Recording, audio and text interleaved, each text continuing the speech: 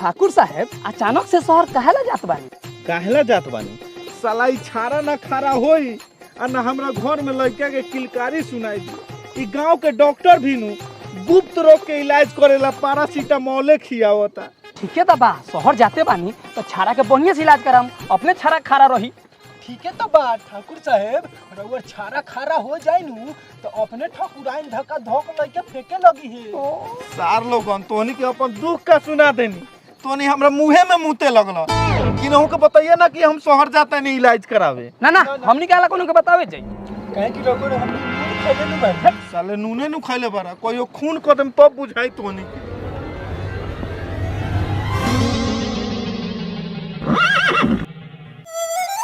ठाकुर साहब घोड़ा का गाड़ी कौन गिर गल बा? कौन बा? देखिए ना कौन बा।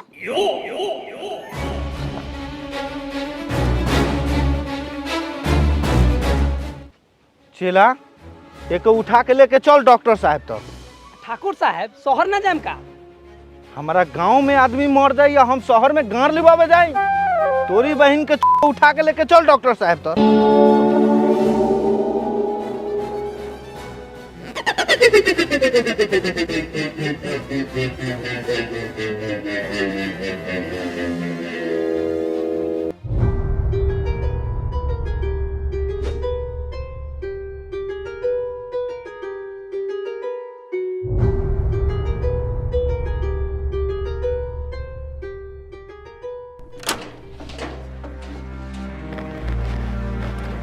का भइल कंपाउंडर साहेब? कंपाउंडर साहेब हई देखा तारे धांस दम गड़िया में बस लगवे चिल्लाए। हई आला लटकैले बानी तोरा कंपाउंडर दिखे खातिर। अरे भाई डॉक्टर जनार्दन एमबीबीएस वाला हई। हमार लाड़ हई ठाकुर साहब, ऐसा कोनो रोग नहीं के जोना में हई डॉक्टर पैरासीटामोल के दवाई ना किया तो के। कोई के उल्टी पैखाना खांसी होके तब वो डॉक्टर पैरासीटामोल खियाई। कोनो की दर्द बुखार खांसी खखार होके तब वो डॉक्टर पैरासीटामोल खियाई। कोई के मैदान धक्का धक होता तब बोलो हई पैरासीटामोल। कोई के मैदान नहीं खे उतरत तब वो पैरासीटामोल खियाई। एकरा माई के तो डॉक्टर खाली पैरासीटामोल किया के कहियो पूरा गांव वालन के साला मुआ गली। ठाकुर साहब रउआ हमरा के 51 रुपया के चंदा दे दे, हम अपना तंत्र मंत्र से इस सरवा के इलाज कर दे। का कहतानी रउआ, का कहतानी रउआ? हम कलार कहीं अरे हमार बचवा बिगा हो जा। डॉक्टर साहब का भेल रउआ के? ठाकुर साहब रउआ के का बताई हम? हमार बचवा बिगा हो जा।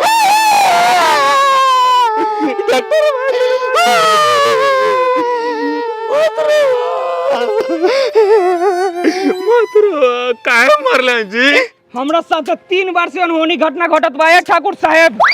इस सरवा हमरा क्लिनिक पर अपन हाइड्रोसिल के ऑपरेशन करवावे के बहाने आवत तब बा, लेकिन ई माधर खाली हमरा से अपन जान छिलवा के चल जाता। अरे बिकौआ बेटी रुआ रुकी ठाकुर साहब, हम बात करता नहीं बिगाऊ बचवा से। बचवा बिगाऊ कहत रहे कि एगो मंत्र सिद्ध कइले बानी हैं। एक मंत्र फूके नहीं तो मुर्गा के चामनी छिला जाला। ये मंत्र ह तहार हैं? झूठ बोलबे अपन बंगाली बाबा से साला तू। ठाकुर साहब गांव बोला के पंचायती बैठा दिल बा। ई कहला रे? गांव में बहुत बड़ा घटना घटल बा।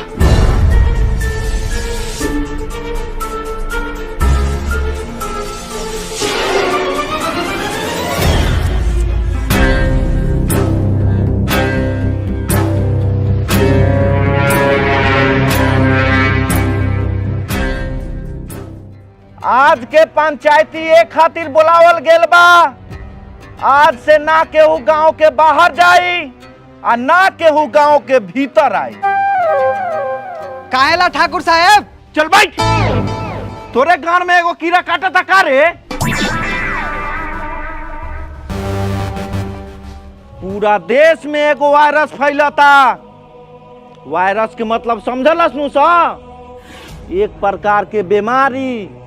लेकिन ई बीमारी अभी तक हमनी के गांव में नहीं के पहुंचल, लेकिन पूरा देश से बीमारी से लड़ रहल बा। ई हमर बात पूरा गांव वाला के ध्यान में रखे के होई तभी जाके ई महामारी से हमनी लड़ कन्या सकता। राशि बा का हो तुहार हो बाबा ओरी दादरी बचवा अब तू राजभोग रे राजभोगू बाबा हर लेवल जो दक्षिणा में 5 रुपया देखी तोर नक्षत्र फिर से तरे का कहता लेकिन बचवा तोर नक्षत्र बतावता कि मेहरानू तो रंडीबाज मिली री का 5 रुपया में का कोहिनूर के परी लेबे हाय हट और तोनी के मतारी के क्रिया खा ले कि गांव में कोनो सरवा के नहीं खेटपे देवे के ठाकुर साहब हो कहा रे ठाकुर साहब हमारा माई के फुआ के मौसी के लइका पटना से इंटरसिटिया धइले आवता। भगा बहन के अगर तोहर माई के फुआ के मौसी का लड़का गांव में ढूकल तो समझ लिया डी बाबा का लौरो तोरा में ढूक जाई। ई बीमारी छुआछूत से भी फैल रहल बा ऐसे सबके अपन अपन ध्यान रखे के होई और सबके ख्याल भी रखे के होई। ई जिम्मेदारी सिर्फ हमार नहीं के ई पूरा गांव वालन के बा समझ ले चला। जी ठाकुर साहब। रउआ का कहता नहीं डॉक्टर साहब ठीक कहा तानी ठाकुर साहेब।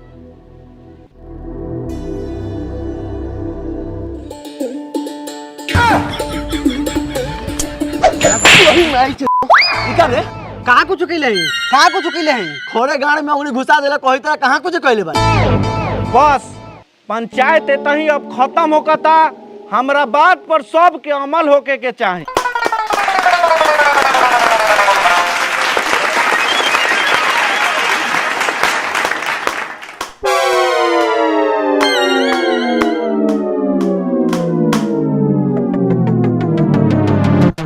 सब लोग के प्रणाम।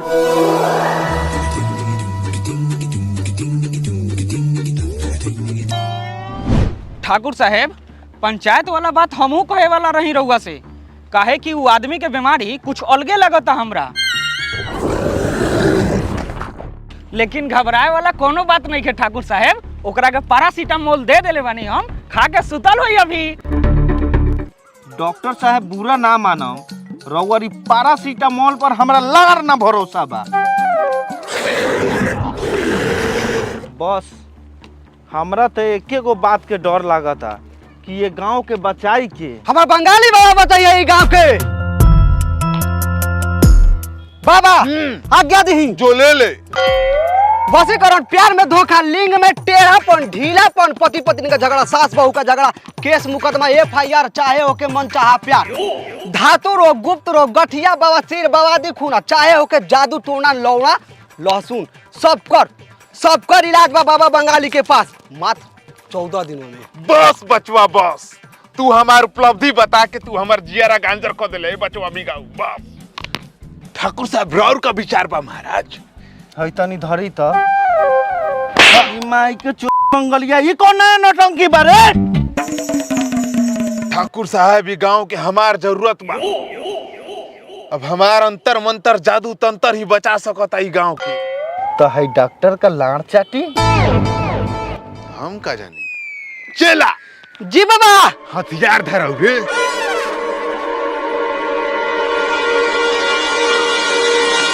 ये फसर जाए हाय हथियार ना हमार हथियार धराऊ बाबा हम जाने की हमार हथियार मांगा थे हार हथियार वा मांगत है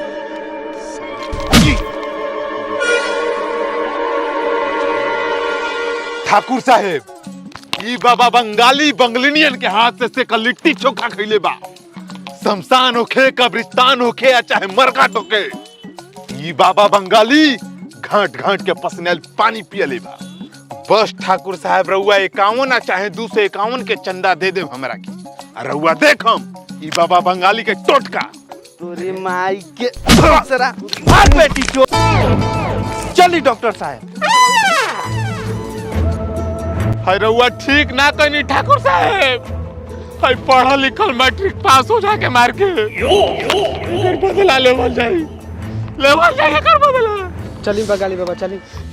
डॉक्टर साहब हमारा पेट में बहुत गैस बनाइले बा ओकरो इलाज बा ठाकुर साहेब रउआ घबराई मत लेकिन पैरासीटामोल ना दे हम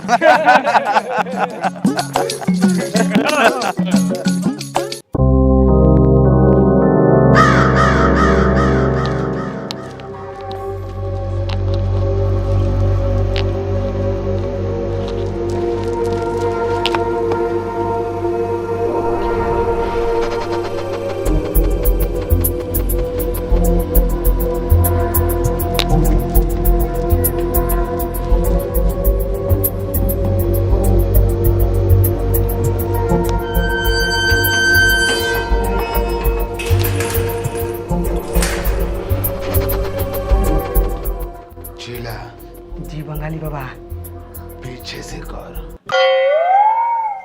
ना बंगाली बाबा, हमसे ना हो पाई, हमार राती के गिर गिल बा। हम कहा तानी ना पीछे से कर। ठीक बा।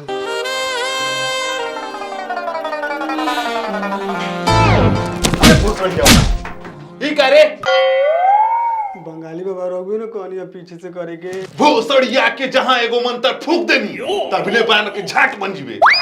साला पीछे से करे के मतलब एकरा पीछे से जादू मंत्र का जब से खिलवाड़ करता। हमर लार कहता जी ई हगल ह आदमी आके कुछो बोली कब्बे से सुनतानी कि का कहता। बाबा का हो जवन परास बा का? कमन परास हो का खातिर रे? अरे बाबा बड़ा कमजोरी मारा था। कमजोरी? हाँ बाबा। हमरा सब बुझाता कि तोरा कमजोरी काहे मारता। छोड़ दे बिगाऊ बचवा यादत ना तो मुठमनिया धली ही ना तो कुपोषण के शिकार हो जाइबे। नहीं बाबा हमारा कुपोषण नहीं धरी, काहे कि हमार माई बचपन में पोलियो के दवाई पियले बिया। भोसड़िया के हई बीमारी में पोलियो काम करी रे। हाँ? जब हई बीमारी से बाबा बंगाली ना बच पइले भाग साला तू झाट बराबर इंसान बचबे रे। हाँ? बीमारी बड़का न रोग है। टीबी खेसरा खजरा हजरा सबसे बड़का रोग है। ये दादा लाड़ दादा ये बंगाली बाबा आई लिखत एक आदमी के थैले बा मंतर मारी बाबा मंतर। अभी मिर्गी के बाबा बंगाली इलाज करी आ इलाज करके पूरा गांव सकल समाज के बचाई और ठाकुर के सामने ये बंगाली बाबा हीरो बन जाई। हीरो आइए बाबा दांत धोला सो बाबा। आइए बाबा आइए बाबा दांत धोले लास। आइए बाबा दांत धोले लास। आयो डी बाबा ए डी बाबा शक्ति दे हमरे के शक्ति दे।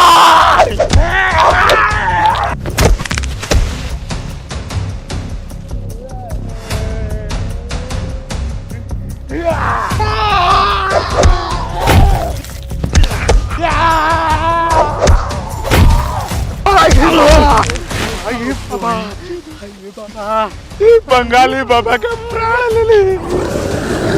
इस साला बंगाली बाबा का प्राण ले ली। मार देवे के का ठाकुर साहब ओ ठाकुर साहब का भेल रे? अरे ठाकुर साहब गजब हो गेल आज गांव में। का हो गेल रे? आज वो हो गेल ठाकुर साहब जे रउआ से कबो ना भेल। ए होई हमहु 2 सप्ताह से दवाई लीलो तानी। जहिया ई धामिन साहब फोफिया है देखी हमर घर के जनसंख्या धका धक बढ़ी। अरे ठाकुर साहब हम और गुप्त रोग के बात नहीं की करत। तब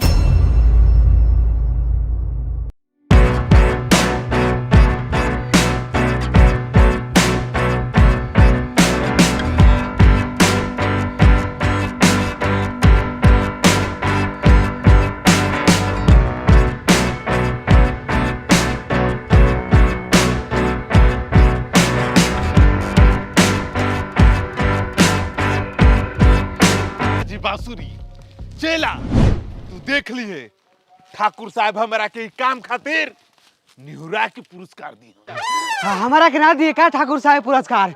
मिली तोरो के मिली। ई बीमारी से पूरा गांव वालन के बचा के भगवान बन जाई और पूरा गांव वाला ई बाबा बंगाली के चरण में गिरल रही है। ओय होता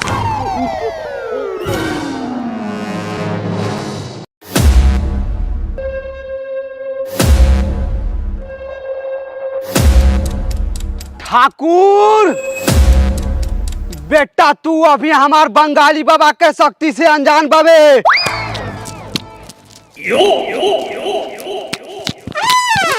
धर एकरा बहिन के तो बहुत फौकताई।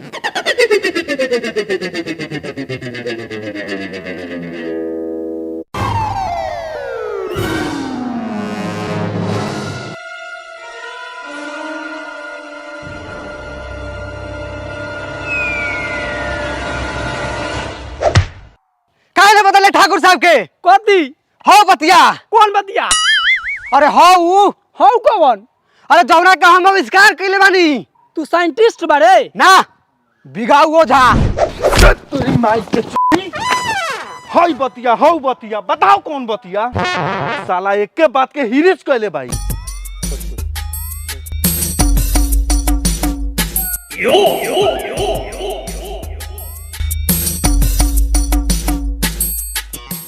हाय देखिन ठाकुर साहेब, ई हमार 14 महीना 40 दिन के तपस्या के फल ह। ई कहा रे? ठाकुर साहेब रात के 10 बजे के बाद बासी खाना खा के बकरी के दूध में मिला के जब है औषधि चाटब तब देखी राउ ठकुराइन 6 महीना में जोड़ुआ तेड़ुआ लइका धका धोक धका धोक धका धोक धका धोक धका धोक धका धोक फेंके लगी।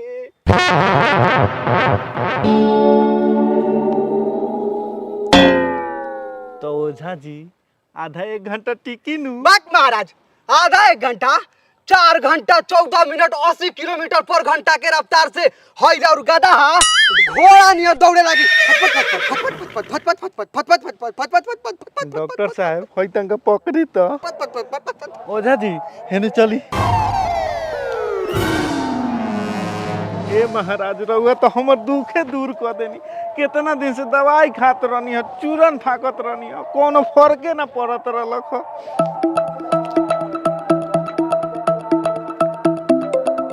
ई त गधा के गू ह। ए ठाकुर साहेब ई त गधा के गू ह। हई ओझवा रहुआ के गधा के गू चटवा देलक। मार ये तरह के मार बूम बूम।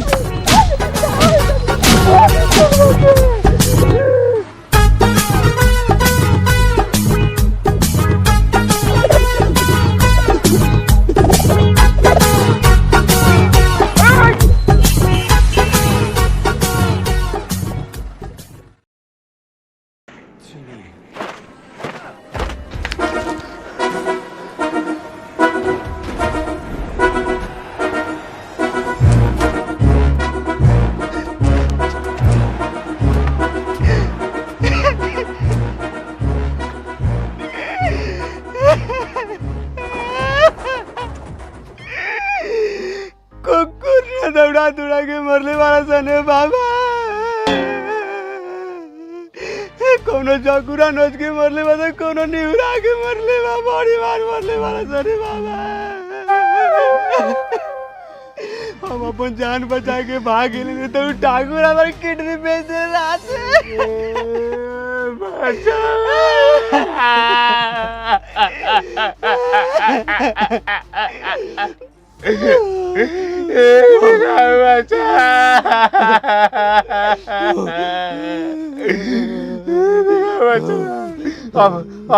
अब डरा वाले कोनो बात नहीं के। बाबा बंगाली और उनका अनजान शक्ति तोरा साथ बा।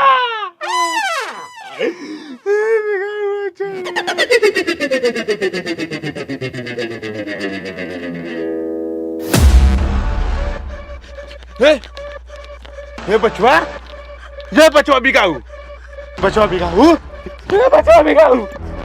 अयो दादा क्या बोल रहे हैं? बचवा एकर तो पूरा देह हाथ साला लगता है। ये बचवा बिगाऊ क्या बोलते रह रे? एकर पूरे देह बड़ा पकड़ जाता।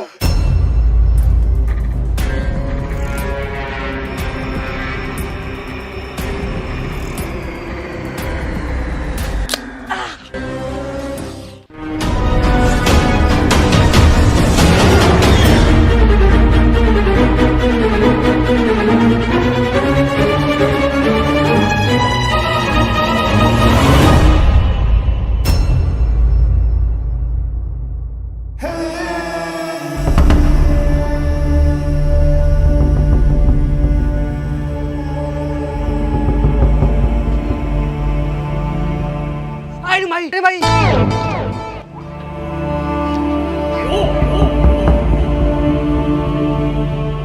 बंगाली बाबा, ये महाराज है हमारा इंजन बगल खून के मोबिल का फेंका था जी। ओनी के तो मार के हमार कपार फोड़ ले रहा सन। खून तो कपार बगल निकले के चाहिए, तो हई हमर पिछवाड़ा बगल काहे निकला था जी? तो हाँ हम का जानी। बाबा रउआ तो अंतर्यामी है ये बाबा। रउआ रात भर बरगद पे जाके मंत्र सिद्ध के यहाँ तक कि रउआ मैट्रिक पास बनी है बाबा। रउआ के सब पता होई, बताई का बोल हमरा संगे है बाबा, बताई। हमके नहीं के पता। रउआ के हमार कसम भाई है बाबा, बताई हमके। का बताई कल की रात बात ने चला का बताई तोरा के।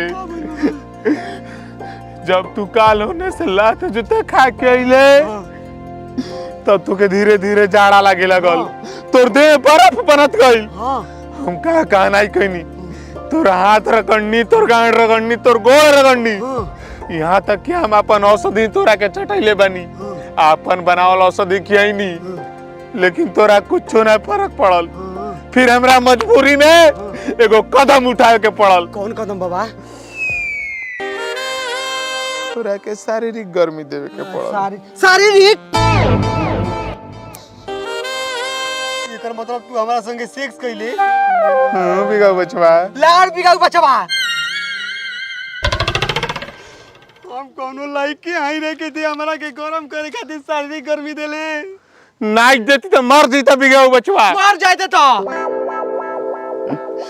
कम से कम होई दर्दनाक घटना तो नहीं घट रहा हमारा साथे।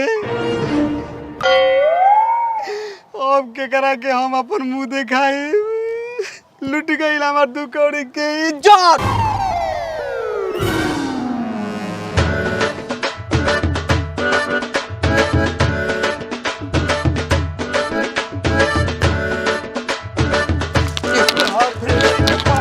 ये बता रहे ये सब कर रहे